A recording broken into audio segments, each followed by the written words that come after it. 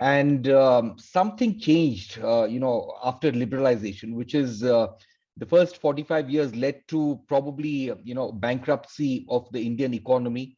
We ran out of, all dollar reserves, and we had to pledge our gold in the Bank of England to get concessions.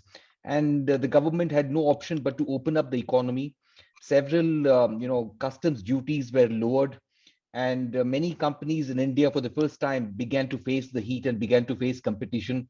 I worked for a company called Tata Steel, and Tata Steel was a classic example of a company that had grown very complacent during the control era, where the sales folks had no work to do. They would go out and sell steel and charge customers 120% advance.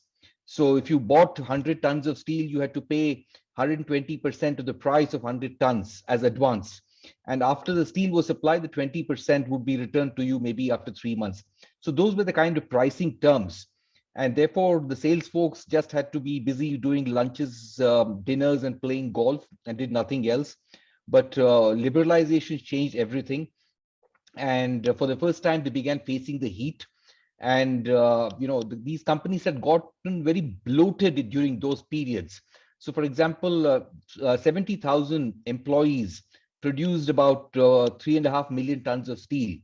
And in the Western world, in Japan, in China, in Europe, probably 7,000 people, or even less than 7,000 people, 3,000 people produce 4 million tons of steel.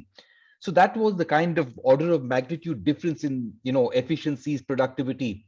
So a company like Tata Steel had to undergo rapid transformation, and fortunately at that point of time there was a leader called Dr. JJ Irani, who was the right leader for the occasion, who helped transform the company and helped it become very competitive.